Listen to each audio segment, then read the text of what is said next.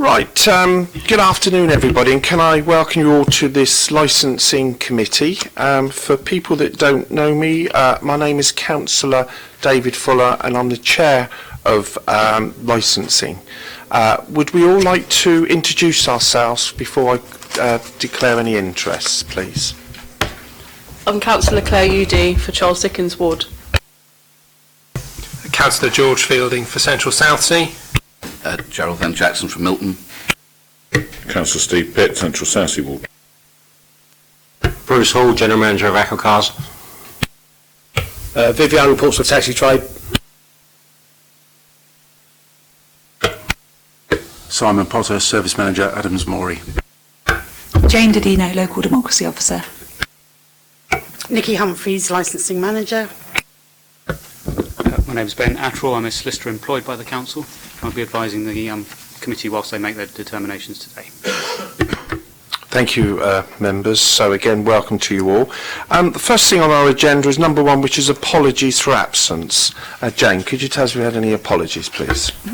We've had apologies from Councillors Sanders, Tompkins, Coles, Geminu and Ian Lyon. Oh, and Councillor Ashmore as well.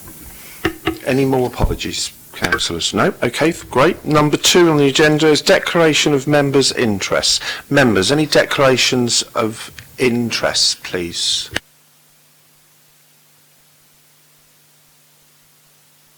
No? Nobody? Welcome, councillors. That's okay, councillors. Would you just like to introduce yourself and have you got any declarations of any interest, please? Councillor Leon Madden, no declarations. Councillor Jason Bazzackley, no interests. Thank you very much. Just to remind you, councillors, that we are live streaming the meeting this afternoon. Thank you. So number three on the agenda then, members, is and general public, minutes of the previous meeting, and that's from page 5 and 12. So recommended that the minutes of the meeting held on the 22nd of March to be agreed as a correct record. So does anybody want to forward proposed. Thank you, Councillor Pitt.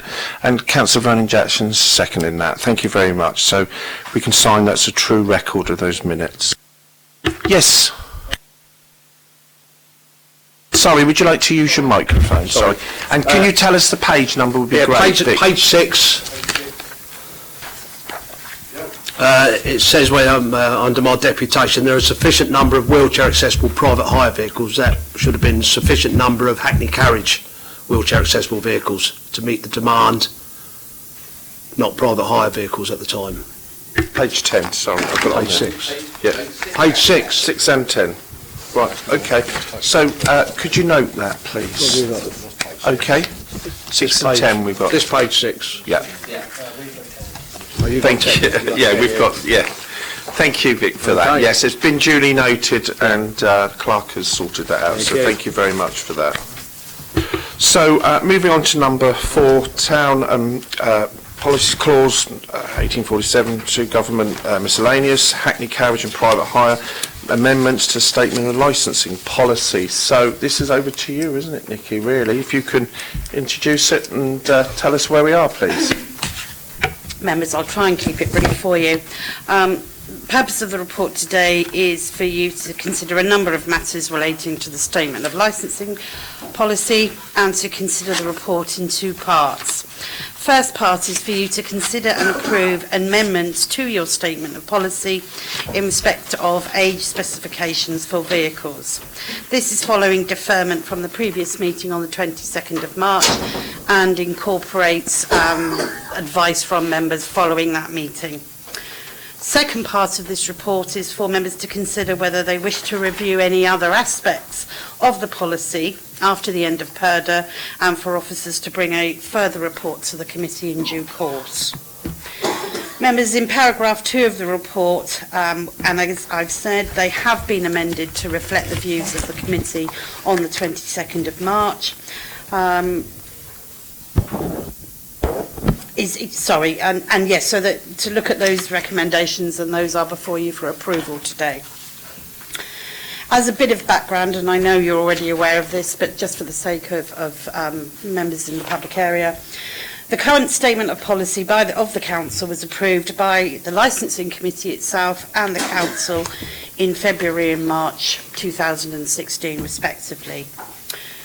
In addition to adoption of the policy, delegation was given by Council for this committee to maintain overall responsibility for its policy and make amendments, variations and any other substitutions or deletions as the committee thinks appropriate. Paragraph 3.3 of your report mentions that you considered these policy amendments in relation to age restrictions on the 22nd of March this year. Members required that this report was deferred until today in order for amendments to be made in respect of WAV vehicles or wheelchair accessible vehicles, MPVs and electric hybrid vehicles. Paragraph 3.4 of your report also refers to the matter of discretion in terms of suspension in certain circumstances. Members, to assist you in your deliberations today, Mr Simon Potter from Adams Morey Garage and Mr Les Mathewson, our Enforcement Officer for the Licensing Service, have attended to provide further information as regards current procedures that are used by the Licensing Authority and the garage services in relation to considering suspensions of vehicles and showing discretion.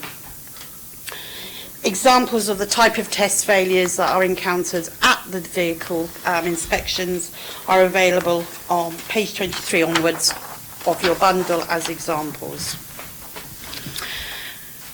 Members, the report highlights that the primary objective of the vehicle licensing process is to ensure that vehicles are maintained to a high standard and the public have access to safe, clean, environmental friendly and comfortable vehicles. Members have indicated their support to extend the entry age requirements from 3 years to 4 years, and Appendix B at page 39 provides a summary of vehicle testing, and it is clear that there has been a significant decrease in failures for younger vehicles since your policy was introduced in 2016. Paragraphs 3.10 and 3.11 contains guidance from the Assistant Director of Transport, Environment and Business Support in relation to air quality issues. Members have indicated at the meeting on the 22nd of March that they would wish to see petrol diesel wheelchair accessible vehicles and MPVs to be licensed for 10 years as well as electric hybrid vehicles. There is a risk, members, that by increasing the age limit for petrol and diesel vehicles, this will reduce the incentive for proprietors to invest in cleaner, greener vehicles. Currently, only 4 Hackney carriage vehicles within the fleet are of hybrid type. There are only 33 hybrid private hire vehicles, and there is only 1 electric private hire vehicle currently licensed. On page 18 and 19 of your report, there is a summary of vehicle test failures provided for the years 2018 and 2014, and as a summary for the whole year. Turning to the second part of your policy document on this report is for members to consider whether there are any other policy areas that members would wish to review at a future meeting where a report is brought to members. In summary, members, I ask that the committee approve the recommendations as set out in paragraph 2, and obviously I'm available to answer any questions or the relevant officer to assist the committee. Thank you, Nick. And can I say from the report, it's a very well-written report. Thank you for that, and thank you for all your time that you spent with that. Thank you. Okay, Councillor Vernon Jackson, you indicated you wanted to have a talk. Chairman, and I think we need to be conscious that this meeting follows on from the long discussion we had at the previous meeting. We weren't able to do some of the changes at that meeting that we'd wanted, so this meeting is here to be able to implement some of the things that we had wanted to do. And I think where we got to was, I think, a unanimous view that we wanted to look at lengthening the time that vehicles could be on the road to reflect the pressure on drivers being able to be able to afford vehicles, particularly the more expensive vehicles, the multi-passenger vehicles and the electric ones and things like that.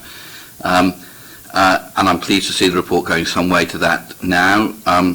But I think we were talking about going a bit further than the report is going here.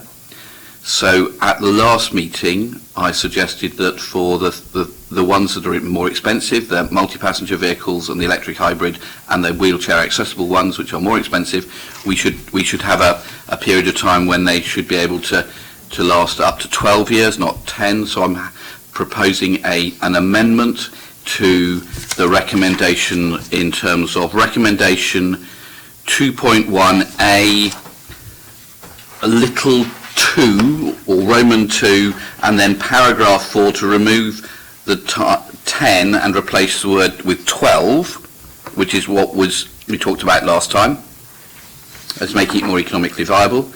In paragraph little 3, I would propose removing the words until 8 years of age and just deleting that on the basis we were saying if vehicles can pass the test, why put an artificial age limit on at all? So I propose we remove that completely. So if people pass the test, they can have a vintage Rolls-Royce collecting people that may be 40 years old, but a wonderful vintage Rolls-Royce, and therefore that would allow. If we do that, then section little 6 by definition falls and would be removed. And then in section B, the first white bullet point was about a garage retest. I'm not sure that we should say it's just allowing people 2 days to get things sorted. I don't understand why there's need for any discretion for that. So I would add after that paragraph, which will always be granted. If we're going to say there's a discretion, why would anybody say no if it's safe? If it's a bit of problem on the bodywork, then they should be able. Then I think we need to send the message clearly out that we would always let people continue, and therefore there would be no discretion in that, and therefore people could continue to earn a living. So those are the amendments that I would propose, because I think they follow on from the debate that we had last time and reflect more accurately that debate than the recommendations that have been put to us on the paper. I may, of course, not get a seconder. I was just about to say that, Councillor. Does anybody want to second that, what Councillor Vernon Jackson has just said? Councillor Pitt, and then a comment. Could we have just some more comments before we get that far, because I've got some things I'd like to add. Could we turn to Appendix A, which is page 23 of the report? The background starts with saying, generally speaking, one vehicle fails the vehicle inspection test each week and fails to re-attend Adams Morey within 10 working days. This vehicle is then suspended. I thought all vehicles were suspended if they failed the vehicle inspection test at any point. Nicky. Did you want to answer? Yes, I was just saying so. The 10 days is to have the works completed. If they haven't returned with it, they've been suspended, i.e. they've had their plate taken off, they've been told to go away and get the work done, they haven't come back with the work within 10 working days, so then the vehicle is suspended and they've got to rebook it for a further test at their own expense. Does that answer? No, that doesn't make sense. They are already suspended, aren't they? Generally, the plate is taken off so they can't work until the work is completed. But if they haven't returned within a 10-day period, they are then suspended officially, i.e. a suspension notice is created to say this vehicle has not returned within a 10-day period, and then the vehicle needs to be rebooked to Adams Morey to be tested again against what it failed on originally, and a full test is completed. So my understanding, and Councillor Vernon Jackson will correct me if I'm wrong, is that he wants to remove the first part of that, but leave the second part of that in place. In other words, the initial opportunity to go and get the work sorted out, he wants them to be able to go and do that. Yeah. If they fail to do it within a designated time, and we're actually suggesting less than 10 days, then the vehicle is properly suspended. So at the moment there's a sort of grey area where at the discretion of the testing facility their plates are removed.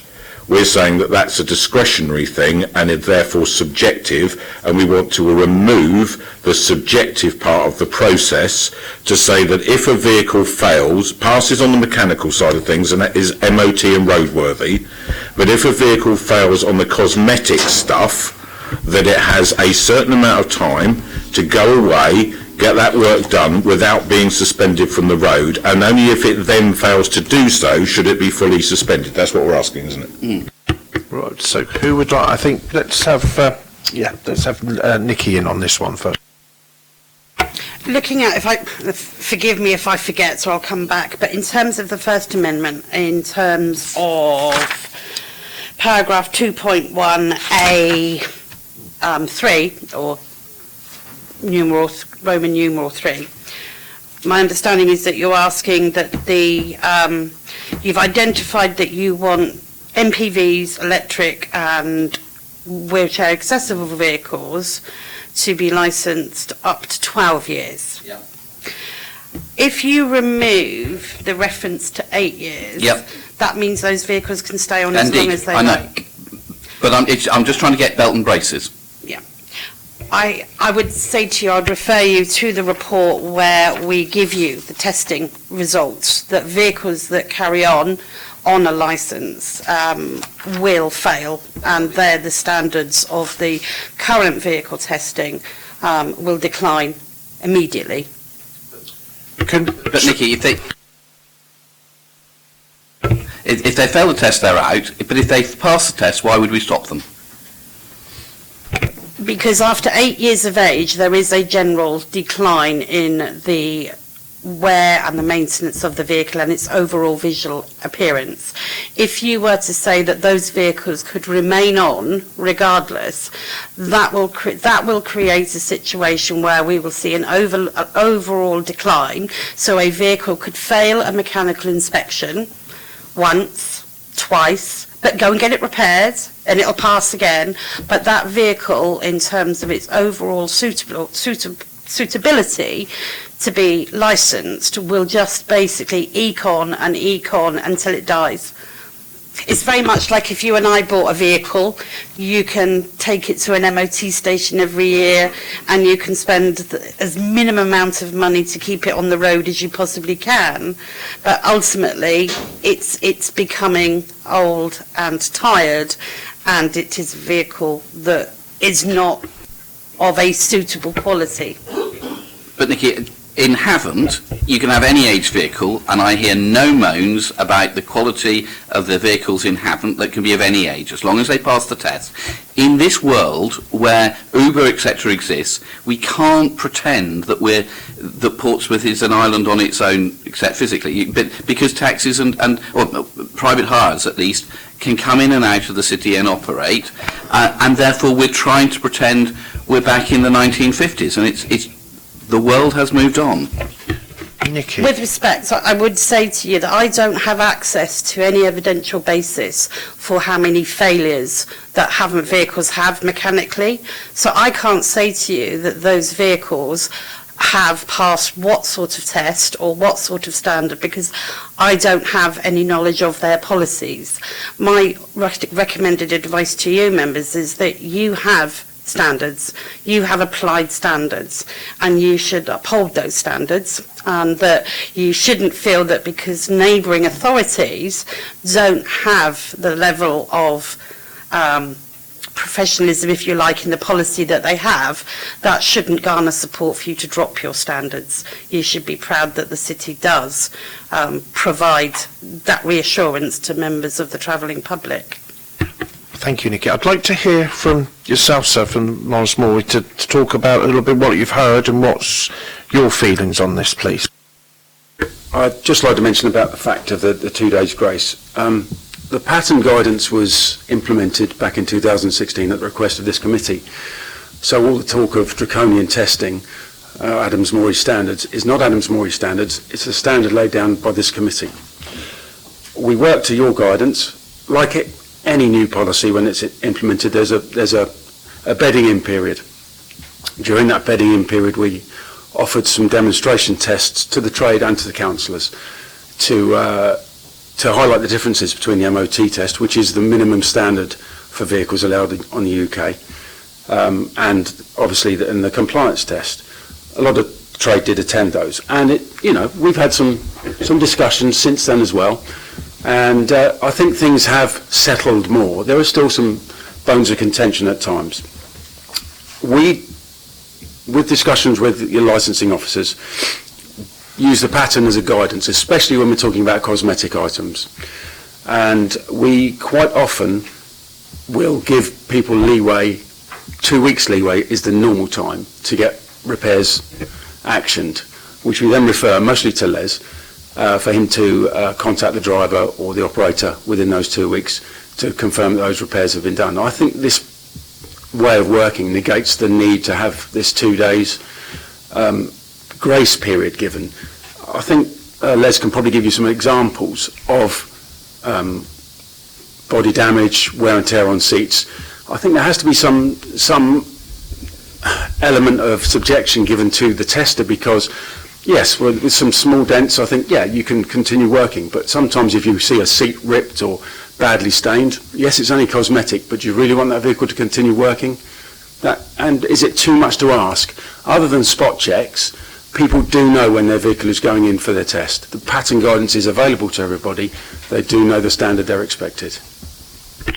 Thank you. Councillor Fazakerley, please. You showed you wanted to join in. Yeah, it wasn't any questions on just what's been said. It was just to basically reinforce what Councillor Vernon Jackson has said.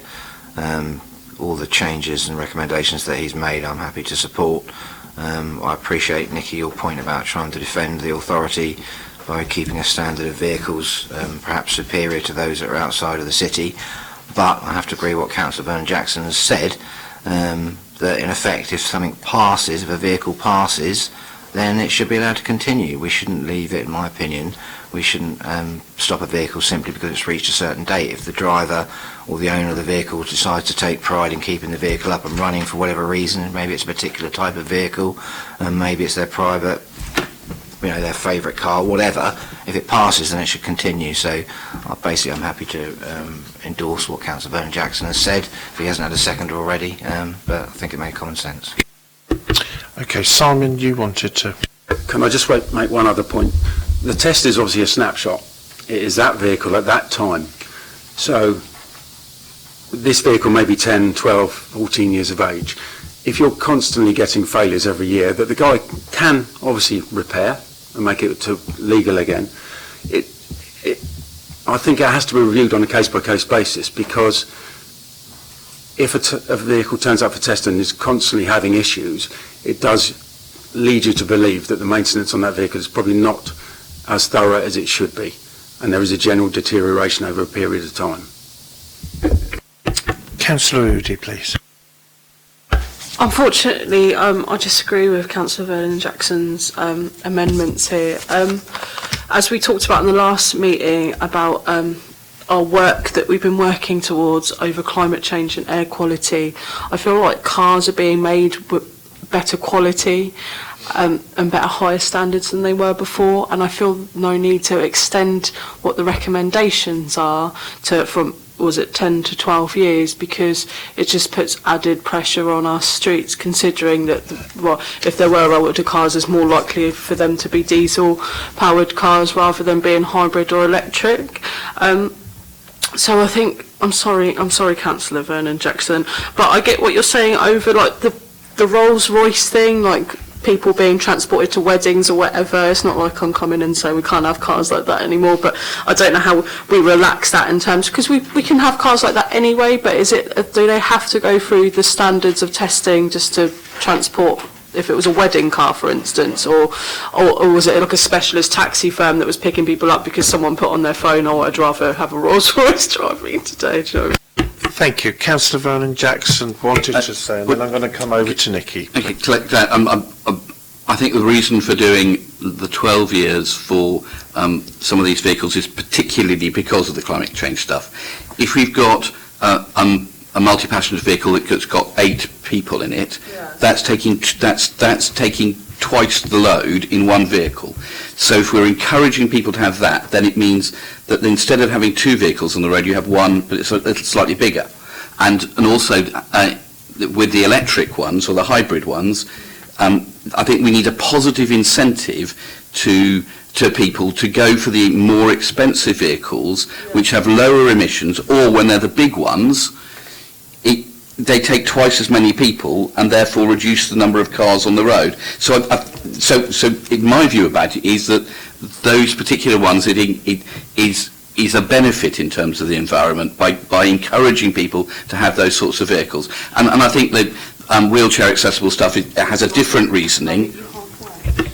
Sorry, have a think about it first, Councillor. I'm going to ask, just have a think about what he said, because you've got to take a little part time to sort of, you know, well, as I say, sorry, Nikki, over to you. Members, I think in looking at that recommendation and the changes that you're seeking to implement, the unfortunate effect, if you're saying that any licensed vehicle can stay on as long as it's like, so we're looking at the normal saloon type, is you're effectively putting a restriction to 10 years only for the vehicles that you actually want to encourage. Because if you're saying that the 10 years or 12 years remains for MPVs and WAVs, but you're saying no control over typical saloon type, I think what you will see by removing the 8 years or more, looking at you would say any other vehicle. In that recommendation, you are asking for a licensed vehicle, if it's a hybrid, if it's a wheelchair accessible vehicle, if it's an MPV, they may remain licensed until 12 years of age, providing the vehicle meets the requirements, blah, blah, blah. But then the next one... We'll come to you, Councillor, in a second. Any other vehicle type not mentioned in that above may remain licensed, provided the vehicle... That is then encouraging, I would suggest, councillors, that people will be more guided to buy a saloon vehicle than they would the vehicles you want to achieve. I would ask that the 8 years remains on that recommendation. Councillor Vernon Jackson, are you hopping up and down there? No, I think Nikki is right, and we need to take some of the words out. So if we take out the words other in little 3 and type not mentioned in little 2 above, then we'll make Nikki happy, because then it's all vehicles. Nikki, are you sort of with that? So what that does is it says it's any age for any vehicle. What I'm trying to get, Nikki, is I might not get, people might only say yes to the bit about 12 years. They might not say yes to the bit below. I don't know what members are going to vote, so I'm giving people options to try to get some of the way. If I get all of the way, we'll all be overjoyed. But can I clarify then, just so I know where I'm coming from in looking at the amendments? Do a bit of a time. Yeah. Do a bit of a time. So you are saying for point 2, for the WAVs, for the MPVs, and for electric or hybrid, that those vehicles are licensed until 12 years. Any other vehicle... Any vehicle. Remove the word other. Not mentioned, but it says any vehicle not mentioned in 2 above. So I've deleted that. Yeah, which was what I hope that the intention of point 3 was. So any other vehicle that doesn't meet that category in 2 stays on until 8, for 8. No. So my aim, Nikki, is to relax things, so hopefully people, my aim would be for us to be able to do what haven't do, which is any vehicle that passes the test can be on for as long as possible, forever. But if I fail in that, at least with electric and multi-vehicle ones, etc., we'll have got to 12 years, so I'll have got half a loaf, if not the whole loaf. I would like to... I know, Nikki, you would like me to have no loaf. Please. I would like to come back to this committee with more evidence in terms of if you're looking at policies where they don't have any age restrictions, that you make that decision based on evidence of how those vehicles are tested, what standards are applied, and what failure rates, so you can make a judged opinion on whether that change in policy meets the needs of this city. And if Councillor Vernon Jackson disagrees with you and wants a decision today, what happens then? There's not much choice if the committee agree with him. ultimately is a decision of this committee and its members. But I think to make a arbitrary decision without having the available evidence, knowing the situation that we are in with our air quality issues in the city, to then just arbitrarily remove any age restriction with the ultimate effect that it will be that you will then encourage cars to stay on as long as possible. No incentive to go over to electric or hybrids will create a problem long term for this city. I'm going to Councillor Pitt, then Councillor Madden, then Councillor Zachary and Councillor Udi. Councillor Pitt. Thank you, Chair. A couple of questions, if that's all right. In terms of the emissions tests for vehicles, what do we do with that? And for older vehicles, presumably, if we do an emissions test, they have to meet the same standards as a vehicle of any other age. So is the emissions testing, because I completely understand what Councillor Udi's saying, we don't want polluting vehicles on the road, so what do we do around emission tests for older vehicles? Emissions tests.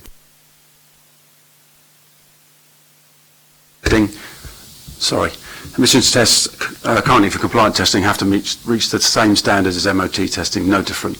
So depending on the Euro standard or the age of the vehicle is the results that they have to achieve.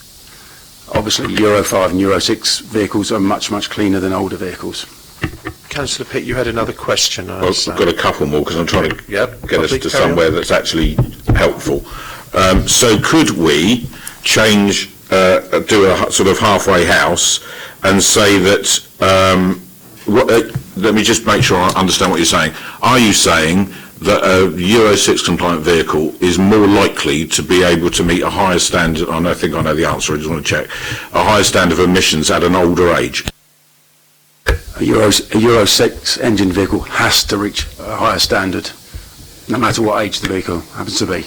So if this vehicle was 9 or 10 years old and it was Euro 6 compliant, you'd be quite happy with that was meeting a decent standard. It could be well maintained by the owner and in good cosmetic repair. How would that vehicle, in that situation, be unsuitable to be on the road, but another vehicle be suitable to be on the road? Euro 6 emission standards won't change. They will just move on to the next level, Euro 6.2, Euro 6.5, Euro 7. So whatever the standard happens to be for Euro 6, it will have to reach that standard, whether it's 3 years of age or or 1 year of age or 10 years of age. But obviously this is moving all the time, so you will be looking to have improvements in vehicle technology over the next few years. So I don't think it's a case of whether it meets those emission standards. It will have to, or else it would have to come off the road anyway.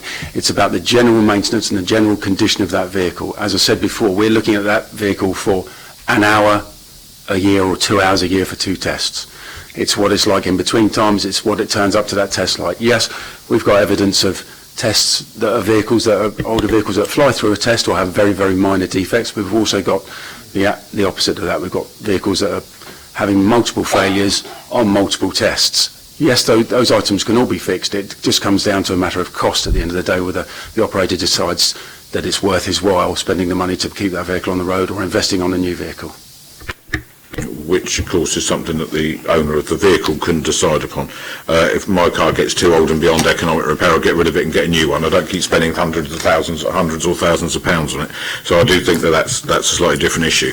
So is there a way of wording this to ensure that vehicles that are of an older age that we allow to be on the road have to meet the current level of compliance around air quality? Because I actually am not that fast. If somebody brings their car in and it passes an MOT and it breaks down 3 or 4 times in the next 3 or 4 months, they're going to get rid of their car. No taxi driver.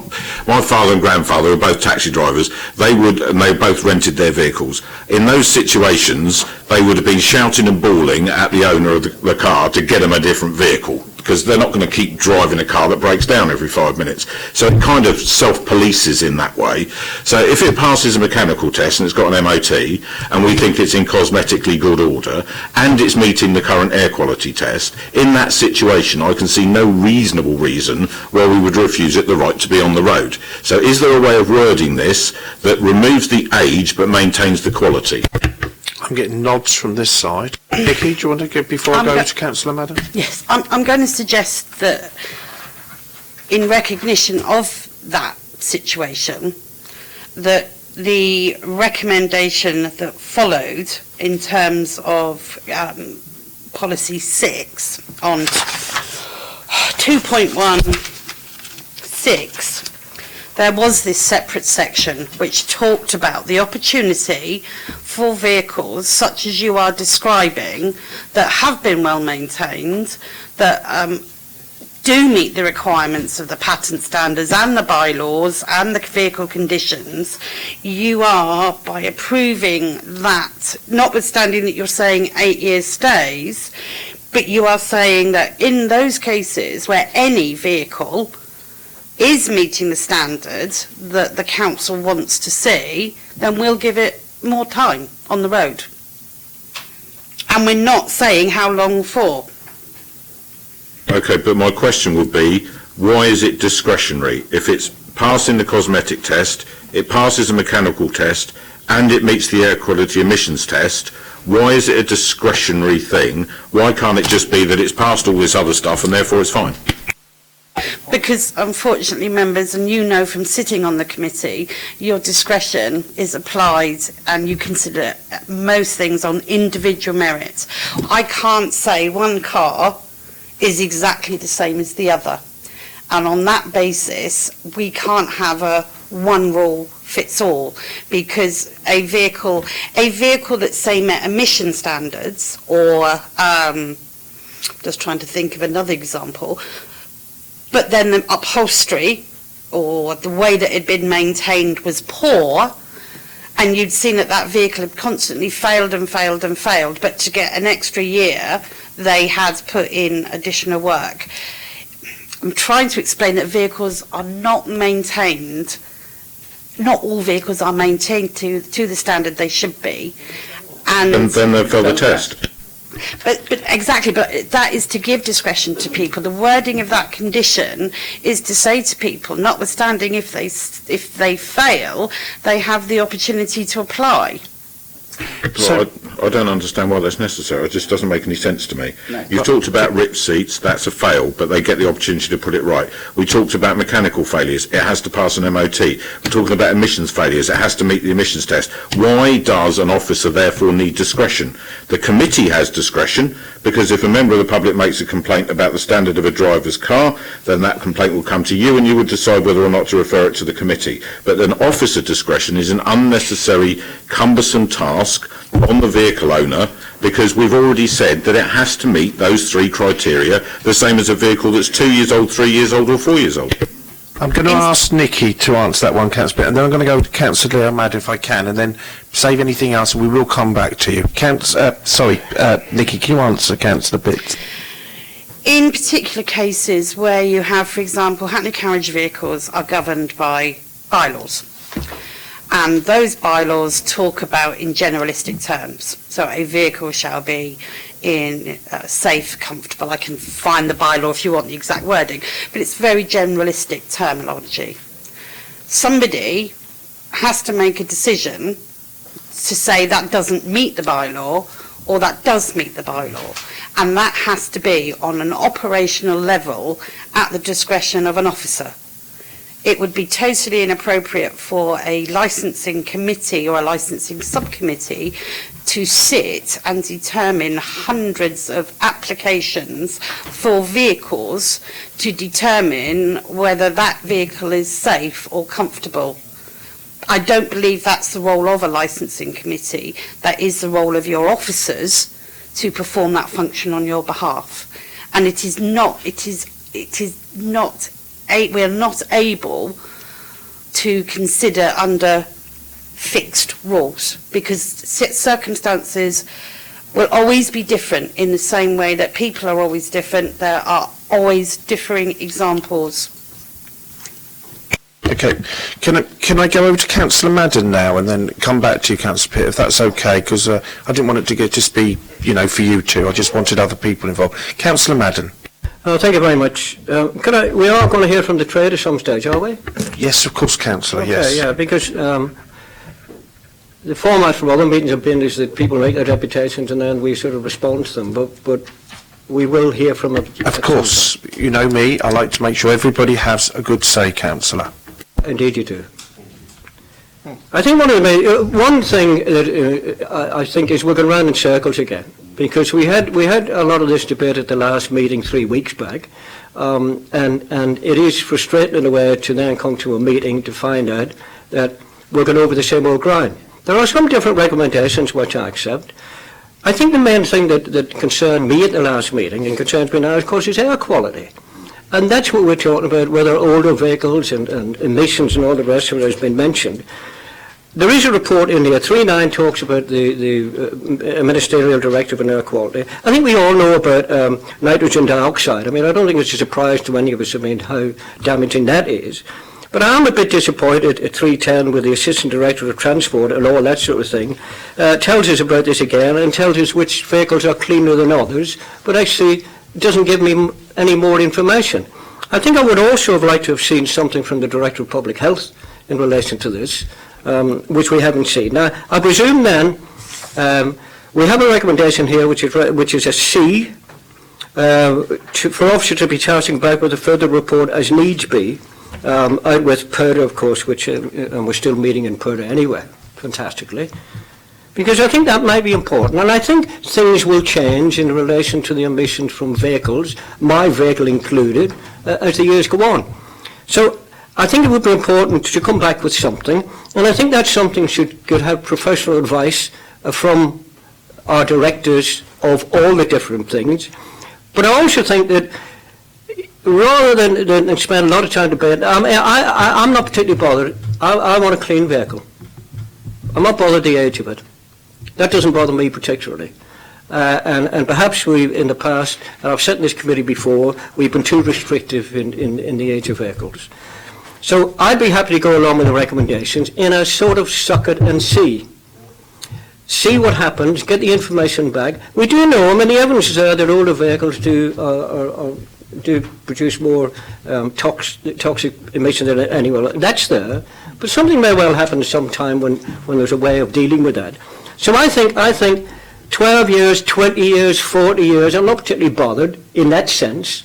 So I think we could go along with that, but I think maybe in sometime in the future, I think we would have to bear down a bit to go back and see whether we may well have made the wrong decision. There will also, in relation to air quality, I mean, and the vehicles themselves. I don't use taxis that much, but when I do, I've had no complaints about them at all, I have to say.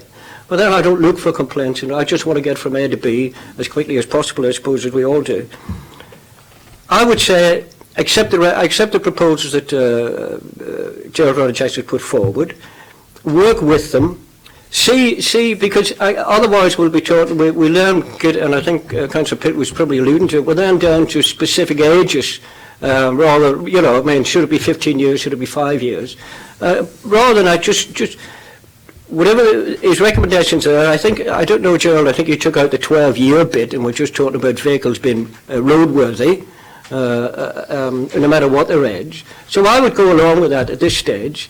But I think it's got to be kept under review, and I think we actually, particularly the problems we know about air pollution in Portsmouth itself need to be dealt with from all angles, not just to do with the taxi trade, but from all angles, bus routes and using cycles and all that sort of thing.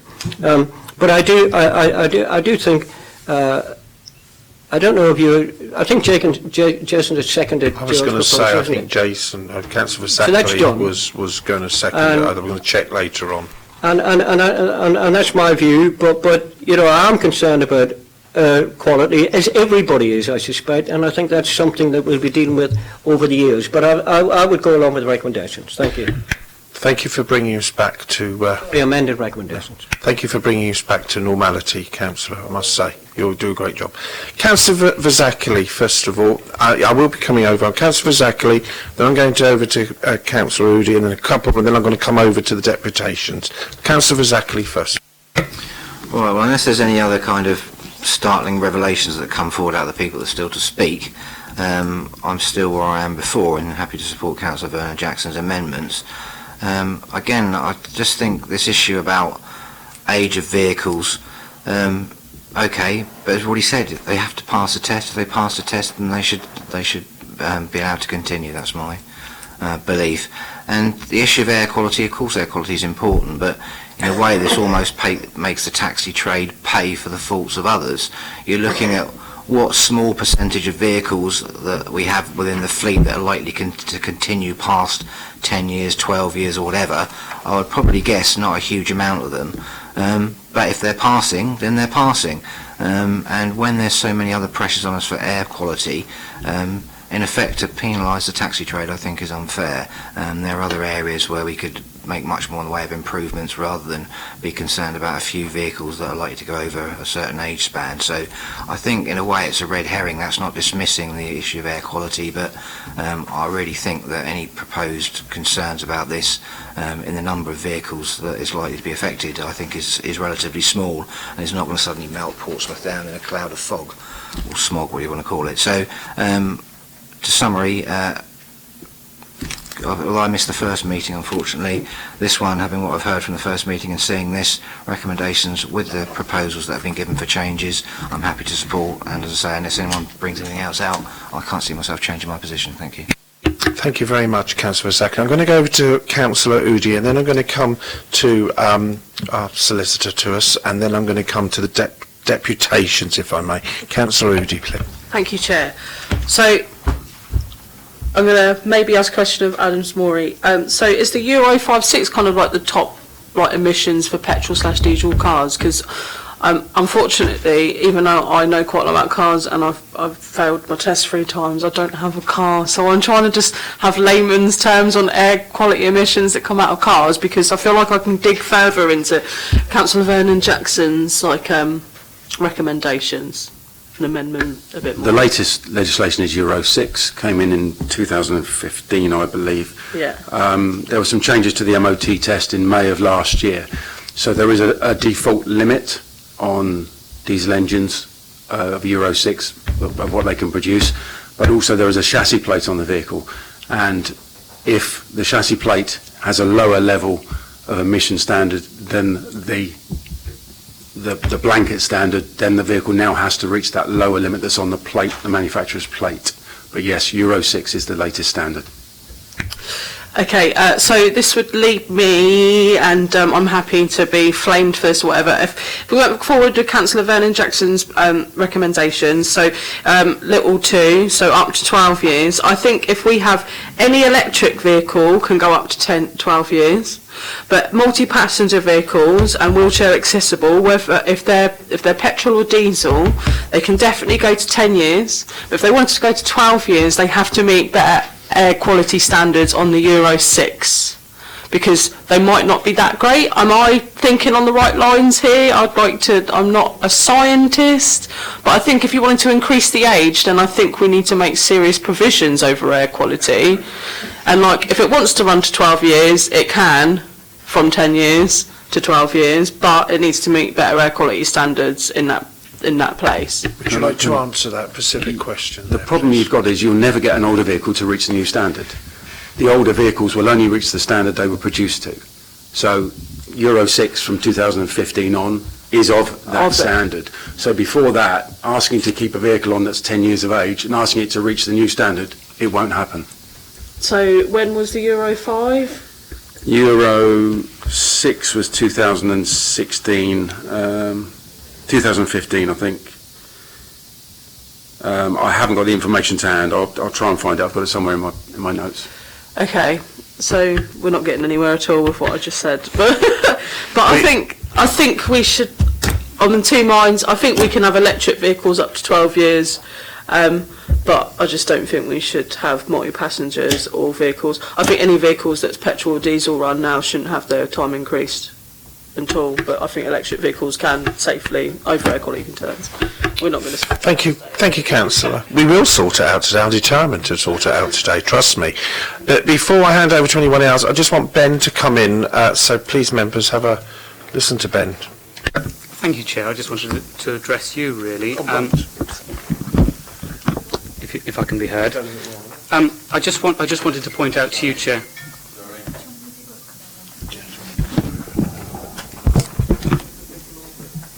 My apologies. I just wanted to say, Chair, obviously you've got a report in front of you that proposes amendments to an existing policy with regard to the age of vehicles that are licensed by the authority. One of the proposals, and there are several sort of floating about currently in discussion, is that policy be scrapped in its entirety. So what I'm suggesting is that you probably need to think carefully as chair as to when an amendment to a recommendation crosses over that sort of ephemeral line of becoming a new agenda item. And I would suggest that perhaps you just ought to at least consider, and I'm not giving legal advice as such, but you ought to consider whether it would be better dealt with as a matter to come back to the committee at a later date. I understand that, Ben, fully, Do you understand yeah, that? I totally understand where you're coming from, but then there is the argument that Nikki said that it's down to members to decide. So can you just talk? Is Nikki wrong or right? No. It would of course still be members to decide, but it would be at a date when Nikki's in a far better position to be able to respond to that proposition and with the full evidence and the weight of evidence, and I would suggest a far better decision being made by the committee. But it's a matter for you, of course, Chair. Thank you very much.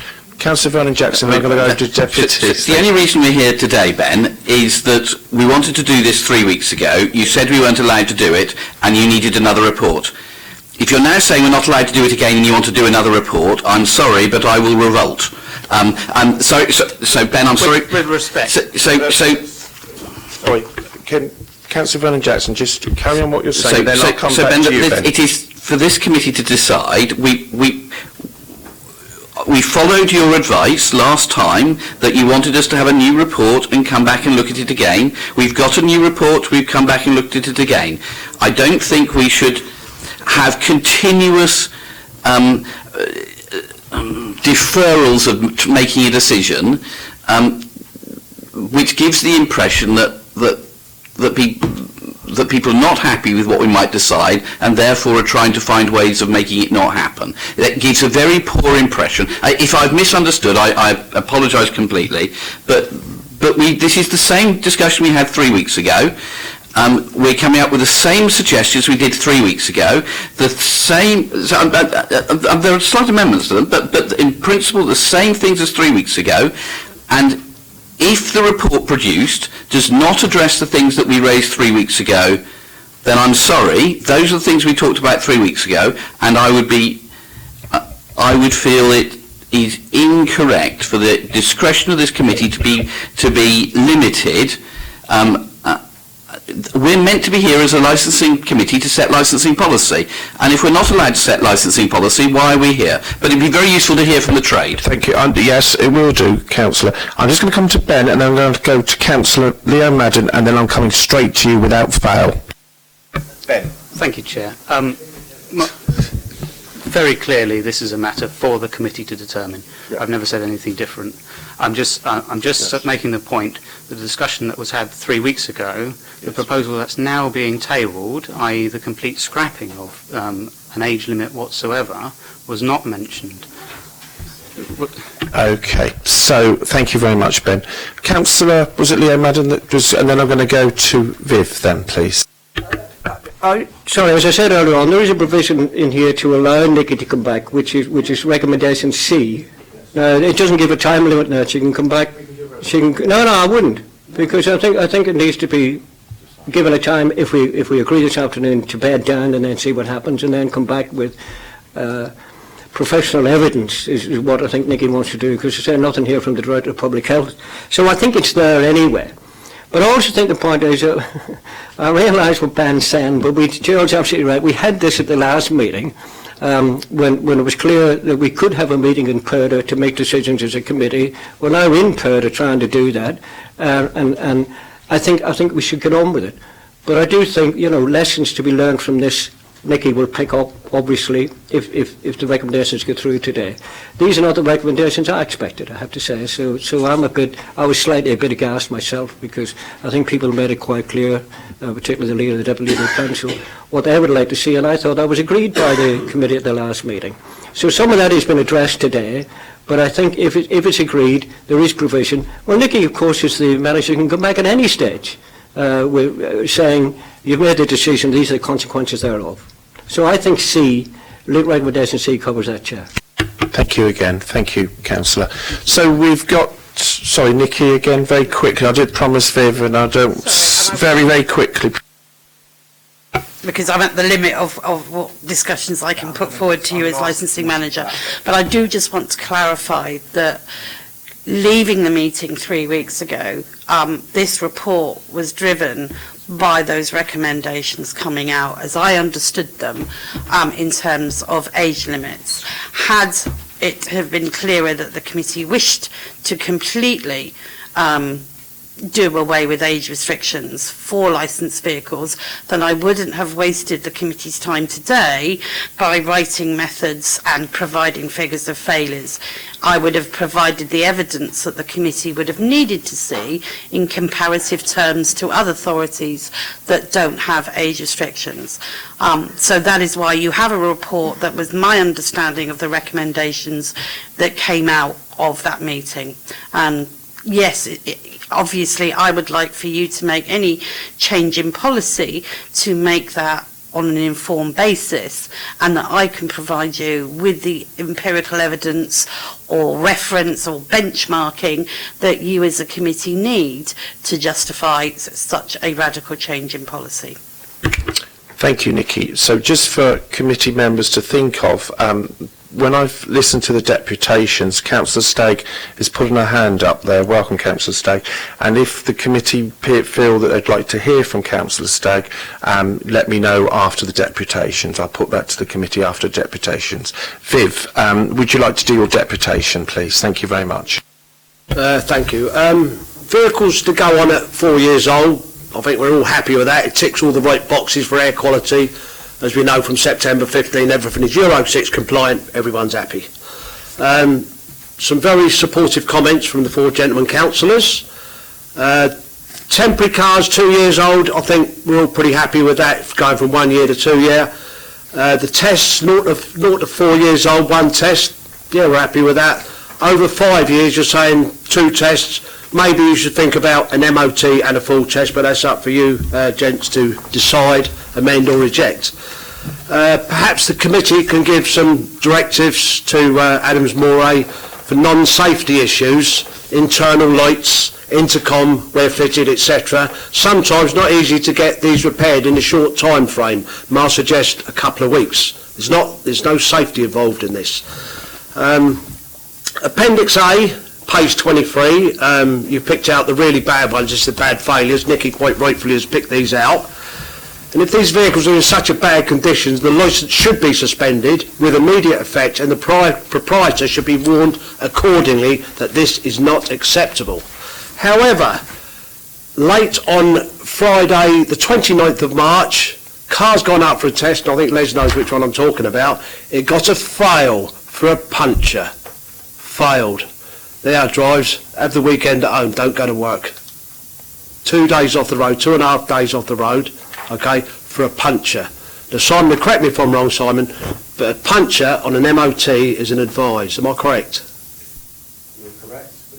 You're correct, but as part of the compliance test, it is a failure. It is a safety-related item. Okay. Can the committee amend or advise the Adams Moray to make a puncture as an advisory item like an MOT? Just something for you guys to think about, please.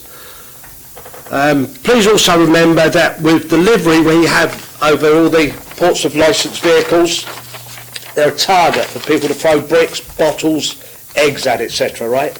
Sometimes this is done to provoke a reaction, get the driver to stop. They can surround the vehicle, damage the car, intimidate the driver, kick it some more, and even assault the driver. Please be more lenient with minor scuffs, scrapes.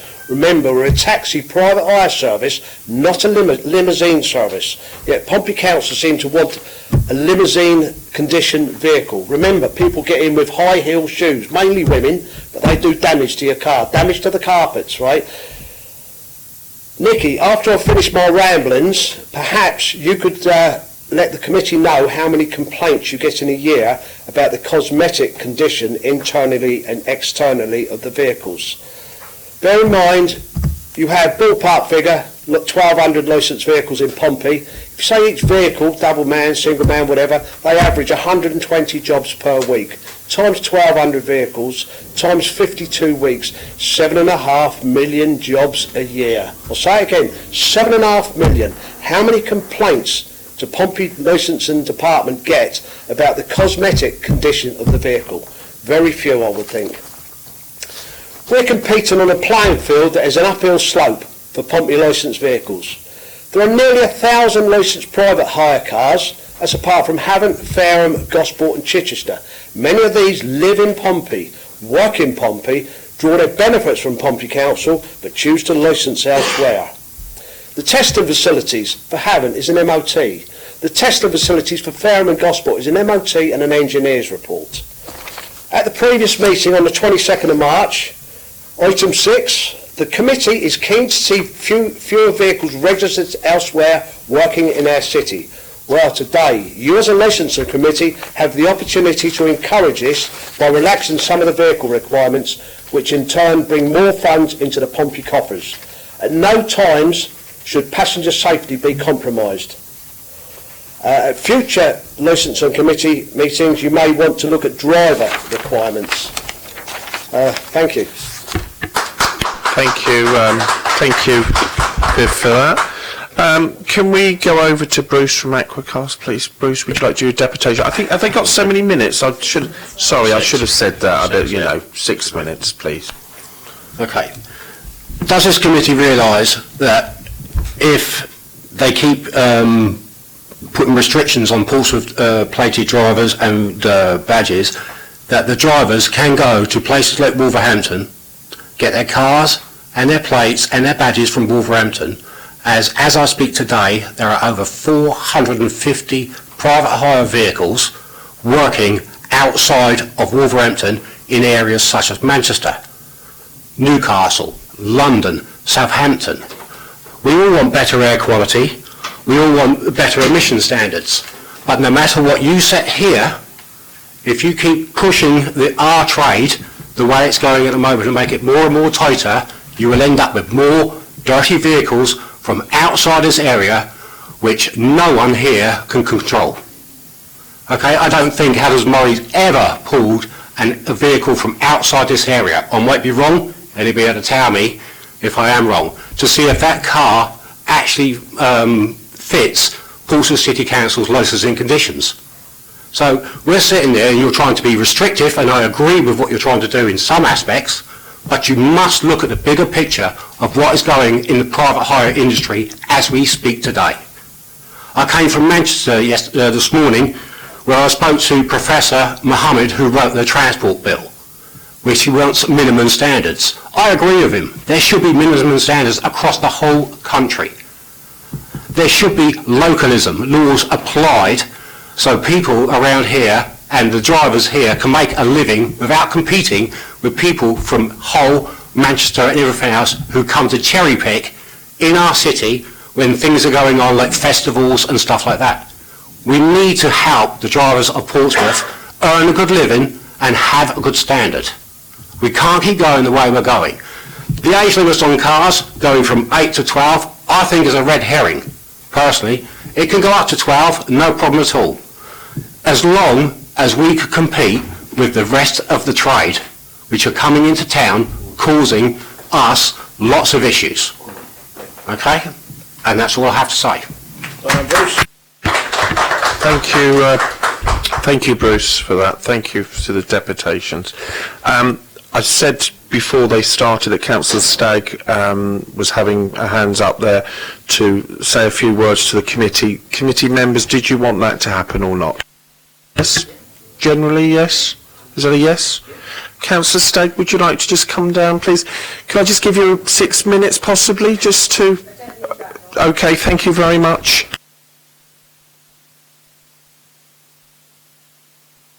Thank you, Councillor Stagg. Thank you. I'm on the air quality group that's working in Portsmouth City Council, and I just want to correct a few things that have been said. In some ways I agree with what Gerald has said, and in other ways I don't. As far as the age of cars are concerned, as far as air quality is concerned, it's the emissions, it's not the state of the car. By all means, put restrictions on the quality of the vehicle and the mechanics, etc. But it's the emissions. If you leave it as the status quo in Portsmouth, it will have no effect whatsoever in improving air quality in the city. And the 12-year thing is something that I talked about with Bruce, actually, when I visited Aqua. It was to encourage both Hackney and private hire drivers to go over to electric vehicles. And the reason I've suggested, or we suggested, 12 years, or 12 or 13 years actually, is because electric vehicles are much more expensive to buy, and you've got to offset that. So it can't be just a stick, you've got to have a carrot as well. And to offset it, because the electric cars last longer than standard diesel or petrol vehicles.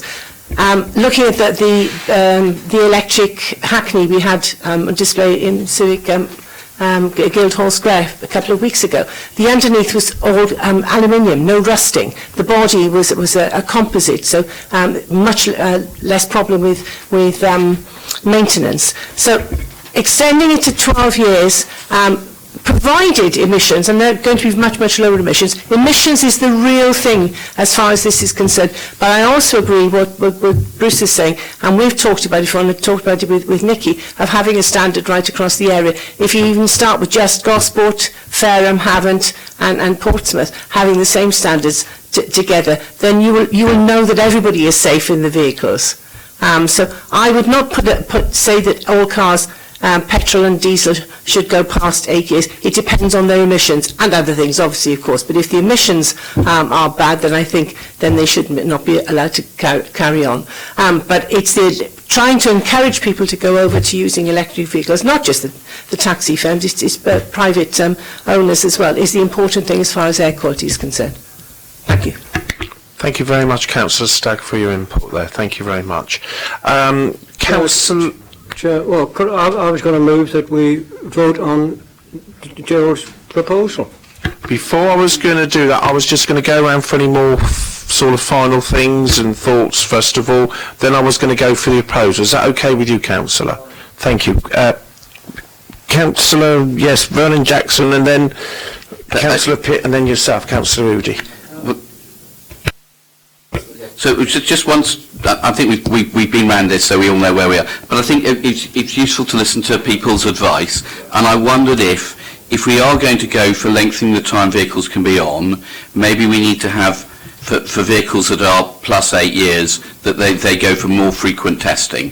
And so I don't know, and I'd be interested to see, do you do, if it's 8 years and over, 3 tests per annum, or do you do it 2 tests and an MOT, as Viv has suggested, with the ones that are 5 years and older? So,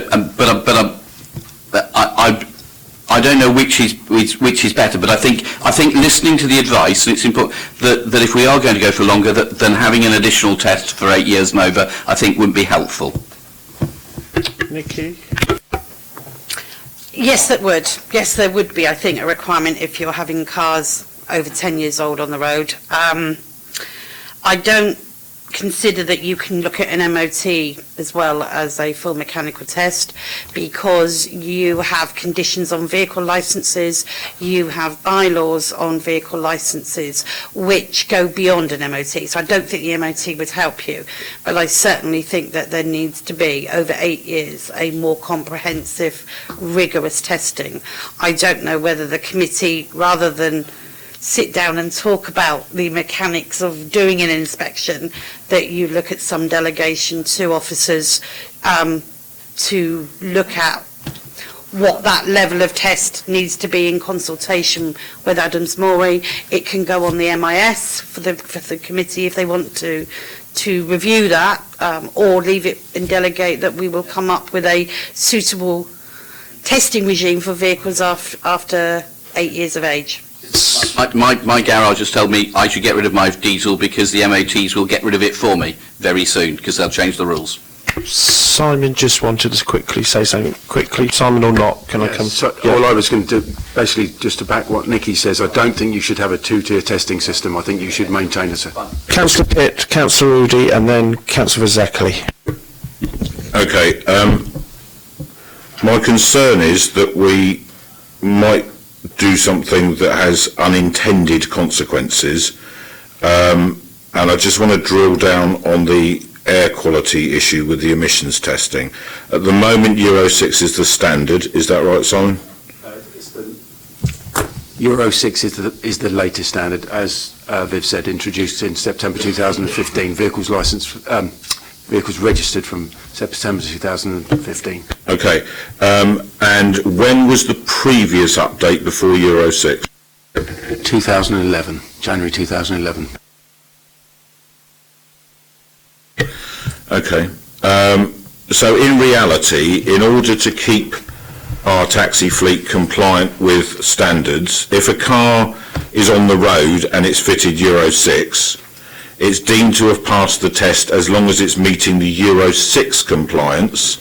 But if, say, Euro 7 came in 2 years' time, it's still only required to meet Euro 6 standards. That's right, isn't it? Correct. Whatever Euro standard your vehicle is, it just has to reach whatever the specification is for that standard. Okay, so there is a problem with keeping older vehicles on the road, because it would mean the fleet had a danger on air quality terms only. Forget all the rest. I think the rest of it's nonsense.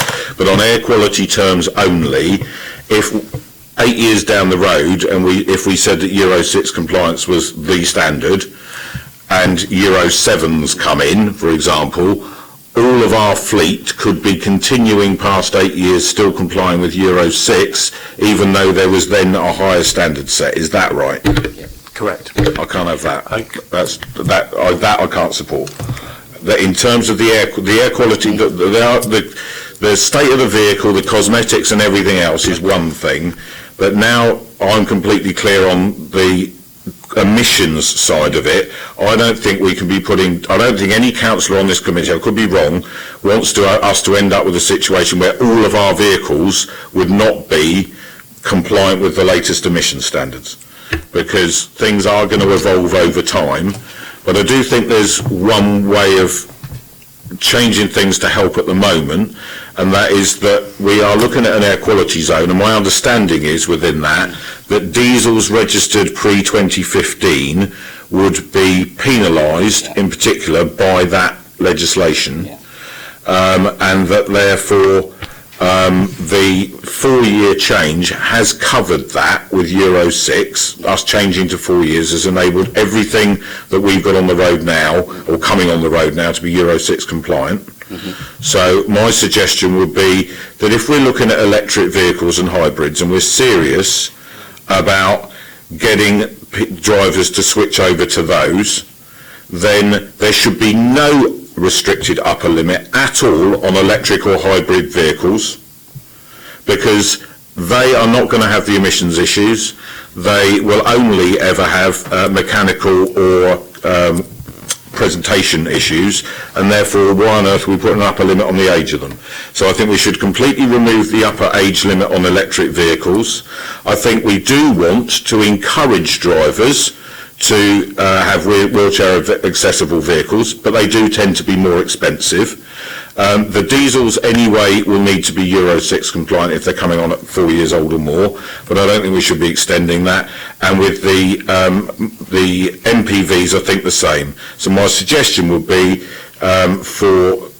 only because of the air quality situation that we change 8 years to 9 on the basis that all of the presentation of evidence that we have talks about vehicles that are 6 to 9 years of age and 9 years and over. There's no mention of 8 years anywhere in any of the information presented in this report. So changing it from 8 to 9 would seem to me to be a sensible move that for some of those people struggling on the road at the moment will give them a little bit longer, while we hope that the government sorts out the basket case of a mess it's got into over certain companies that are able to operate outside of licensing areas, that we encourage people to buy electric and hybrid vehicles by putting no upper age limit on them at all, and that we keep 10 years for the more expensive vehicles to make them affordable for our drivers. Thank you very much. Nikki is dying to get in on that matter. I think that recognises the problem, certainly with the air quality, but I would say, although you're looking at vehicles coming on the road that will be qualified to the emission standard, by having the policy you've got, we will have vehicles, obviously, that are older than 4 years who will not meet that standard. So they will have a knock-on effect. We will not be compliant with our policy. Councillor Oodie, please. Hello, just back at the drivers, only over, I share your pain on people coming out of the city, definitely, because Portsmouth do have, I know we have really stringent rules in Portsmouth, but I think we pride ourselves on having the best taxis, and it's well annoying seeing taxis come out, because I do get taxis quite a lot, and normally if I use Uber, I think like 1 in 10 are from Portsmouth licence, they're all out of the city. And they don't drive the quickest route, they only follow their sat-nav, and that really winds me up. But I think we should address something. Yeah. I think we need to talk about clean air zones in general, and I think this is something that just needs to be minuted within the meeting, because saying about older vehicles in different cities coming in, like much older, did you say like Wolverhampton were like pretty much unregulated, like even if they came over in the Isle of Wight for a day on their penny farthings or something, they might like try and help out. But trying to talk about, I think we're moving in Portsmouth towards a clean air zone, and I think that's something that the council might be looking at in the immediate few years to come. It's definitely up there, and I think working with the licensed trade over clean air, not to penalise our drivers, but to try and discourage use from people that are going to bring older cars in, because we don't want that. Definitely don't want that. I think a clean air zone would help that.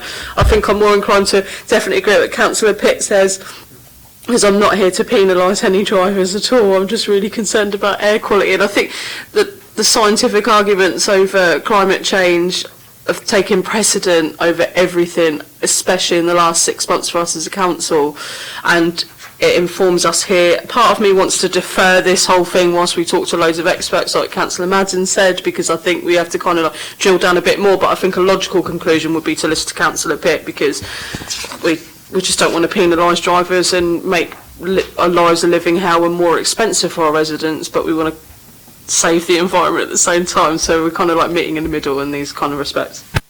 Councillor Vasakali, please.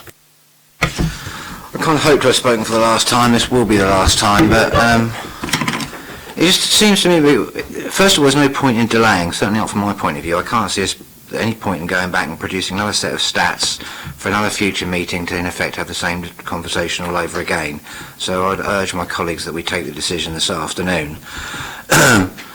The issue about air quality, as I've already touched on, is obviously an important one, but to me, and I think Bruce said this was a red herring in effect for what we were talking about, and I think in a way it is.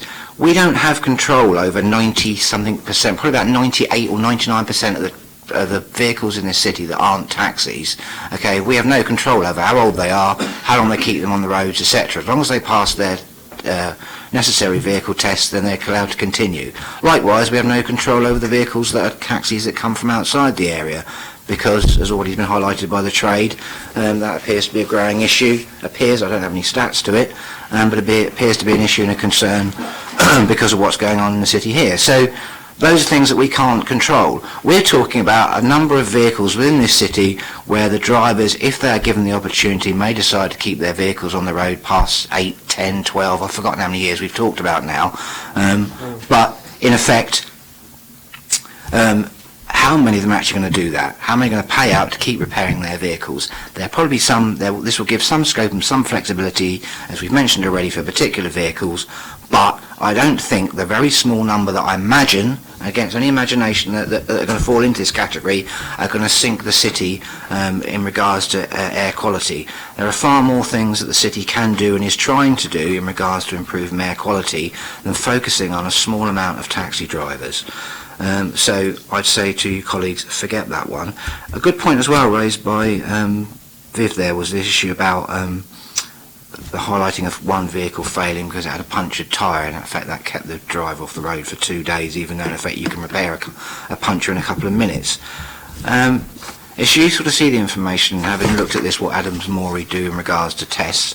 And one thing I'd like to see is for this to come back to a future committee, not to discuss again, because we've not actually discussed it per se, but to actually we can go through some of these things, because it seems to me, I understand what you're saying, so you work for them obviously, but if we're classing it as a fail, and in effect, in regards to an MOT, it's not a fail, I'd like to know a bit more about that, and also some of the other tests that they focus on within this. So I'd ask, Chair, I appreciate this will be after your term of tenure as Chair, because you'll be Lord Mayor at that point.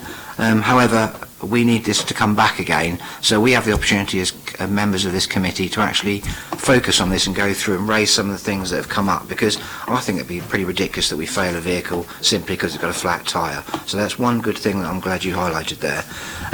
So I'd say, colleagues, take the decision today, make the vote. I don't want any time span at all, in effect. As long as a vehicle can pass, then basically it should be allowed to continue. And I'm sorry, I lost track, as I said earlier, of how many years people keep changing it to, 8, 9, 10, 12, whatever. Easy way to do it is simply take any years out whatsoever and just ensure a vehicle, as long as it passes, that it can continue. And if that's not already been proposed, and I've forgotten what's been proposed, I'm happy to propose it now. Thank you very much. Thank you. Simon, you wanted just to come in, and then I'm going to start drawing everything in after you. So. Just a very quick point, just to your point about, you know, what things are done on the test and what might seem to be ridiculous. I just have to refer you to the fact that this is the pattern guidance that was introduced in 2016 by this committee. That's the testing guidance that we use. We do give leeway on that guidance. Over the last 3 years since that's been implemented, working with the licensing officers, because there are some things in that guidance, 4 stone chips on a bonnet that go down to the bare metal.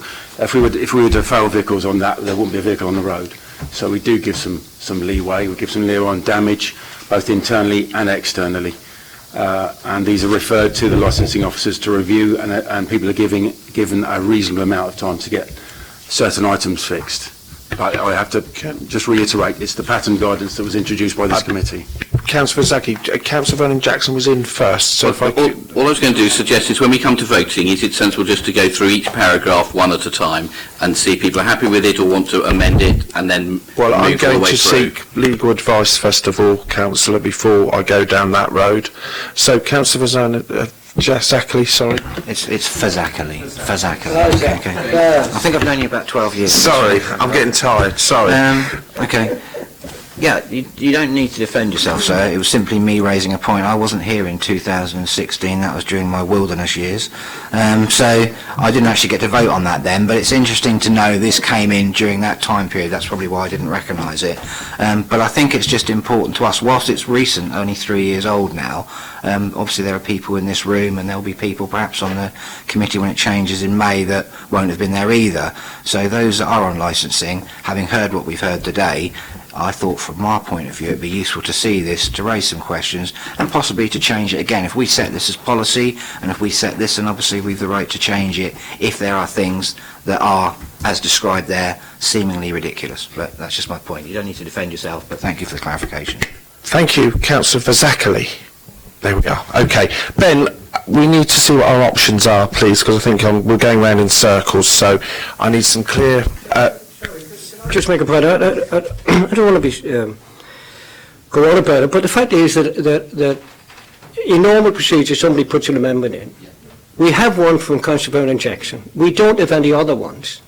There's nothing been formally moved by anybody. So I'd like to know, although Gerald suggested we go through them one by one, I'd like to know, in fact, what amendments are in. Exactly what I was saying, Councillor Leon. There's only one amendment at the minute, is that correct? They're saying two, as Councillor Pitt had something said, so that's why I want to draw it all in now, so everybody's very clear here around the table what our options are. So I was going to ask Ben to draw out again, so we clearly know what our options are before we take the vote. Is that okay with you? Give that man a night to he's worked out what it's all about. I think with the best will in the world, Chair, I'm not going to be able to do that. The proposals that have been put have been somewhat shifting in the sands as discussion's gone on. The difficulty that I've got is that the proposal that Councillor Vernon Jackson put forward was a contradictory one insofar as it initially suggested an amendment to 12 years limit for some vehicles, but then later proposed a complete lifting of the age limit in its entirety, and then thirdly the entire falling away of item 6. So perhaps we can, Councillor Vernon Jackson, you can just clarify what your proposal please, is now, and we'll see if we can get a seconder. That's the best thing, isn't it? I think so. Yes. And then we'll Councillor Vernon Jackson. Okay, the report is written in an inconvenient order. In that what I'm trying to achieve is with a 21A little 3, which is to say that as long as people pass the test, they can have vehicles of any age. But that might fall, and I don't know how the committee is going to vote. And therefore my fallback position is on the paragraph before, but it is written in an inconvenient order. And therefore I have to be able to put something in. If it falls, I don't want to be left with nothing, and we go back to Nicky's fallback. Unfortunately, my amendment has to be in that way because the report is written in that order. If, of course, the chairman chose to take the basic principle first of whether you do vehicles can be of any age or not, as long as they pass the test. If that passes, that's one thing. If it fails, then we come to another series of votes about if there are specifics of various things. But that, you are the chair, I'm not, but that would be my suggestion of a sensible way forward to decide the basic principle first, whether it's any vehicle or whether there are specific age limits on different things. So, okay. I think he thinks you're back in the chamber down there. I've got all this to come yet. Sorry, Ben. Yes. Well, you never know. I'm having it put to me, Chair, that perhaps you also... can you speak sorry clearly? Perhaps you also might want to consider the proposal put by Councillor Pitt, which is that there is no age limit for electric or hybrid vehicles at 9 years or for all other vehicles. Councillor Pitt. That's not what I said. I said no upper limit. Could you switch, sorry, Councillor Pitt, Councillor Vernon Jackson, could you speak to Michael so we got clearly from Councillor Pitt what he's saying? I said no upper age limit on electric and hybrid vehicles. I said leave it at 10 years for the MPVs and the WAVs.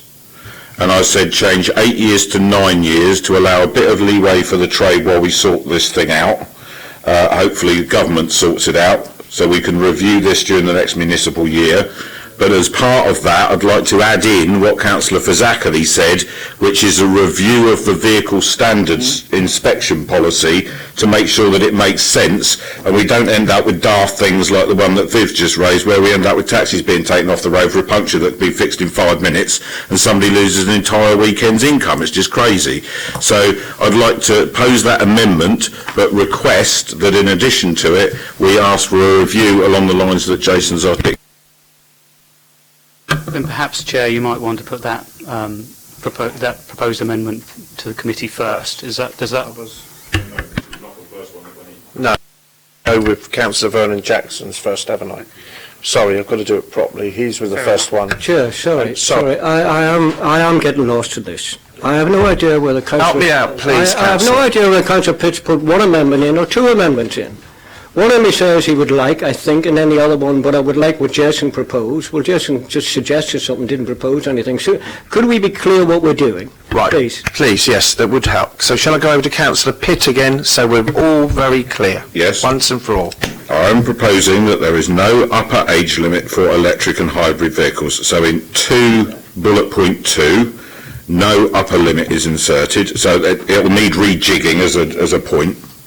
That we leave it at 10 years for the WAVs and for the MPVs, because they're more expensive vehicles, and it just shows a bit more tolerance of the implications for the drivers on the cost. I'm also proposing that, since all of the evidence that's presented today is based on vehicles up to 9 years of age, that 9 years is more appropriate than 8, and therefore that enables a bit of leeway for the drivers in the current situation, where we hope that government takes some action to stop the current clearly inequitable situation we have with with Uber, etc. So those are the proposals, but what I also said was, could it be noted there's a recommendation for the new licensing committee to reconsider the vehicle standards inspections to make sure that we don't end up disqualifying people being on the road for daft reasons. My personal preference is that in all situations not MOT related, people are given a number of working days to get those things sorted and represent. Councillor Vernon Jackson, you can withdraw what you were talking about before. I know. Will I you? won't. You won't? No, of course not. No, It okay. could be, I'm sorry. That's fine, that's fine. We're following the entire logic of what we've done in the previous committee. So in the same way that Steve, and I don't know if Steve's amendment is seconded. I'm just about to ask But that. George is seconded, that's fine. So that's now an official amendment, that's good. So what I would like to do is, it seems the basic first principle, the basic first principle is, do we have an upper age limit or not? If we don't have an upper age limit, then all the amendments about different things all fall. If we decide we are going to have an upper age limit, then there are differences of views about different sorts of cars. So the basic principle, I think, that we need to decide as a committee is, are we going to have an upper age limit, yes or no? If we aren't, all of that disappears. If we are, then we then have different proposals about different sorts of vehicles. But the basic principle is the thing you need to decide first. 1 second.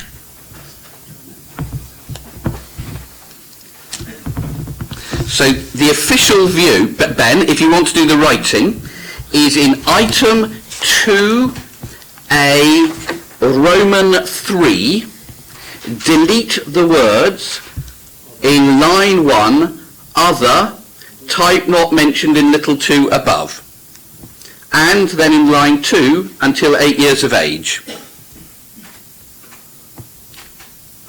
So that was that's the basic principle that we should put forward first of all. Yeah, in my view, because it's the basic thing. If that falls, then we might come back to different age limits.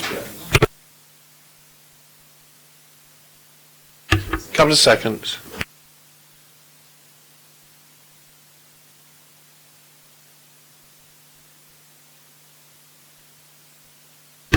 Can we just clarify that we've got that we understand this correctly? Yeah. So, Little 3, yeah. line 1, delete the word other. Do you see line 1? In little 3, Yep. the second word is Yep, other. other, yes. If you put a line through that and remove it. Yes. Word 4 is type. Yeah. Remove. Yeah. Word 5 is not. Remove. Mentioned. Remove. Yeah. In. Remove. Yes. Little 2. Remove. Yeah. Above. Remove. And then in that line 2 until 8 years of age. Removed. Removed. Okay? Are you happy that you know where we are, Ben? Yes, absolutely. We just need to make sure we've got it quite good. Do we have a seconder for that I proposal? was just about to say, have we got a second? Can I just clarify? Sorry, I'm That's still okay, getting confused. Councillor Lehman. I thought that originally in the paragraph above Yeah. that you had changed 10 years to 12 years, but you've deleted that now. Well, if this gets through, then that becomes an irrelevance. If it falls, then I'd want to go back to saying 12 years of age for those ones. But let's do the basic principle. Okay, we're just seconded. We have got it seconded by Councillor Vasakali.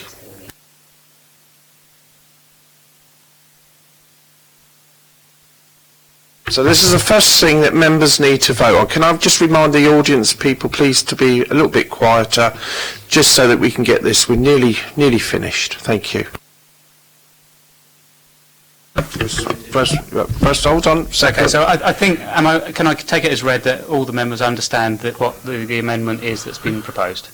Yes. Seconded by Councillor Vasakali. Sorry, could you, just for the sake of everybody listening, could you actually tell us what it is? Yes, so it amends, it amends Roman numeral 3. Sorry, 1 second. Can I remind people in the audience, please? Please, I'm trying to finish as quick as I can. Thank you. Sorry, Ben, can you start again?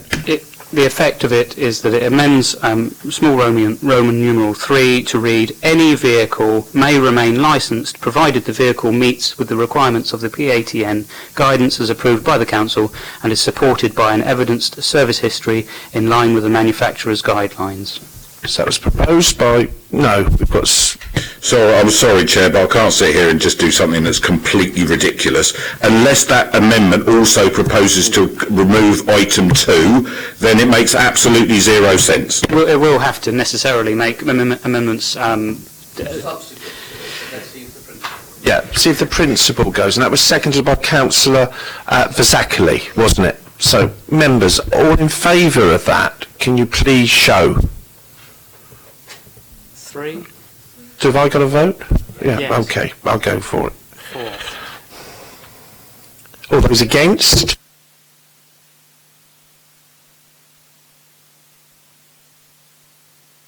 We are, so we've got that. That's on the table. That's one down. So, in which case, Chair, the discussion in terms of ages falls, but little Roman 6 paragraph by nature should also fall to be in line with that. It's illogical otherwise.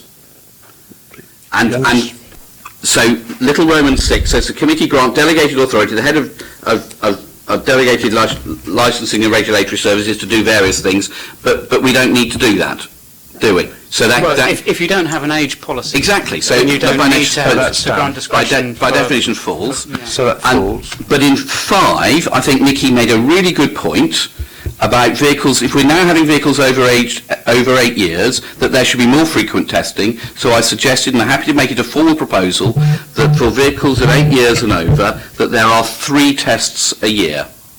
Have you got a seconder on that one? Councillor Pitt to second that. Chair, sorry, we haven't discussed that, and I think it's a bit much thrown in at the end, quite frankly.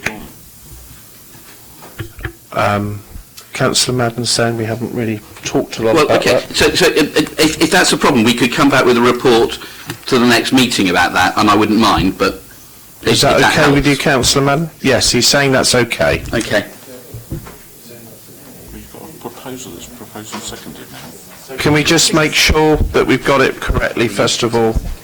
Proposed by... Can we just I think we'll have 5-minute comfort break. 5-minute comfort break, please. To save a 5-minute comfort break, can I remove that amendment, and we'll come back to it when you're coming back to report at the next meeting about about testing. But if we can save a 5-minute comfort break by me removing that amendment, I'll remove it. The difficulty is, Councillor, if you remove that amendment in terms of the testing, you're leaving the situation that vehicles over 5, you are limiting it to 2-year tests. But only for one meeting. Only for one meeting. You'll come back to the next meeting with a report about testing. So that... Okay. That makes things move smoother. Sit down, ladies and gentlemen. We're still going, sorry. Surprising what that does, isn't it? It makes some... I should have done that ages ago. Right, so you're going to put that on the table then. That's got to be proposed. So can you formally propose it then and find a second of what you're saying so we all know what we're doing? I'm proposing no amendment, so I need no proposer or seconder. Okay, that's it then. That one's gone. I think we need some kind of proposal about the amendment of the remaining. Hold on a second then. So I think colleagues, we were discussing item 5. I think we've already agreed that item 6 already has gone. What about B? Is that We're correct, Ben? We're looking at B. No, so item 6, little 6, Ben. Yeah. I thought we had agreed, but Councillor Pitt is uncertain, that by passing the previous amendment, item 6 by nature falls and is gone. Is that correct? Yes. Yes, I think that's correct, because the committee has determined to effectively do away with the upper age limit. So can you also confirm that's the same for Roman numeral 2? Yes. Yes. Yes, is that okay, Councillor Pitt? Right. I think it's just about considering what items they want to come back. So just to clarify. What about this one? What's that? The Nearly there, hold on. Discretion bit now. We're just on one little bit, I think. That's a separate issue to the vehicle life. That's about inspections. Do you accept? There's been no proposals put on it, have they? Yeah. Okay, 1 second. Ben. Members, on item B, which regards the discretion in relation to testing, there have been no proposals in relation to that part of the report at this stage.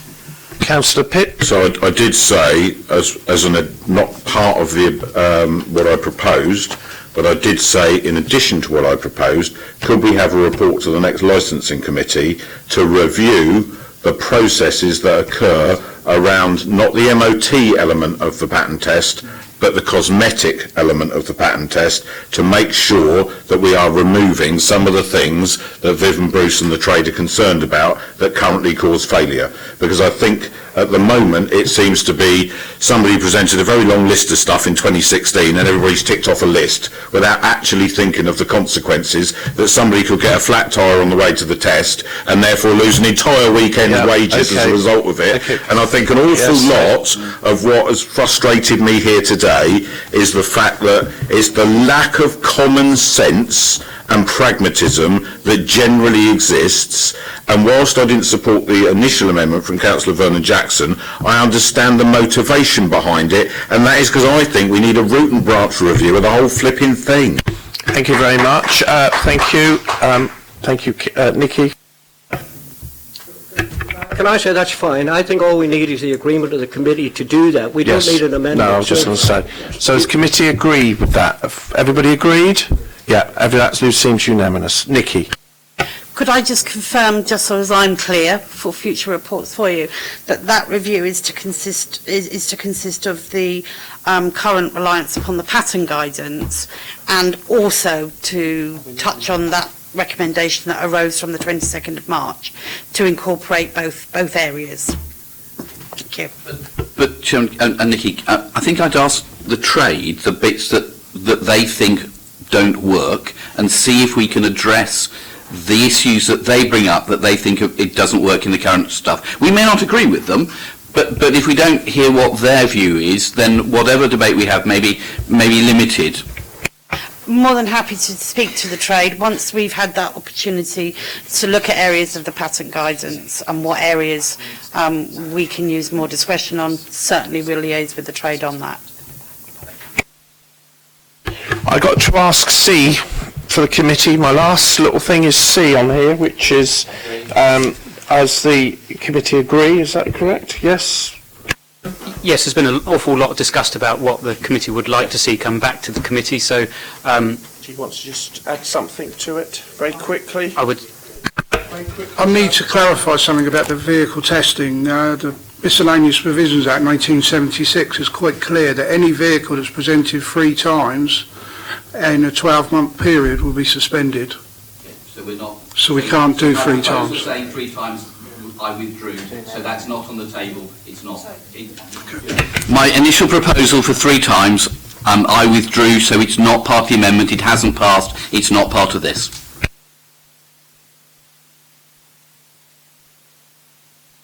So I presume, Chair, that you would just like to inquire if members have anything else that they want to come back to the committee, but acknowledging the fact that there's been an awful lot of discussion about precisely what it does want to see. You said that very well, Ben. Anybody? No? That's fine then. Okay, that's it then. Yep. Should we just forget... No, that's right, no, forget that. Councillor Leah, madam? Yeah, I would just think, just to be on the safe side, we put all the propositions now as amended. As a substantive. Yeah. So all those in favour of, as amendment, hand please show. Okay, that's 2, 4, 5. All those against? Abstaining? Abstaining? Yeah, two abstentions. So I think that's it, isn't it? That's it. Yeah. So, so I just, I think it's all the business discussed today. I'm slightly concerned that there are 6 members of the Conservative group on this committee, none of whom are here. Do you think they got the notification? Yeah, because when we were at the last licensing meeting, someone sent out an invite straight away whilst we're all still sat at the table. And I sat here, councillor, and picked what I wanted, because you were trying, and I said to you, I run the committee and it's up to me. Yes, I do. So it's my last committee meeting today. Yes, In the interest of fairness, I was at that last meeting, and Councillor Peter Harris did say that he was unavailable for this date, and we should note that. Thank you very much. So, councillors, can I say thank you very much for all coming today. It's my last full meeting with you all. Thank you for everything, and I hope that we've sort of moved things along for you all, and we're trying our best. So there we are. Thank you. Thank you, Chair. I did attempt on the last occasion to give the committee's thanks for your service as Chair, and I'm able to fully do that today. Do you have a seconder for that proposal?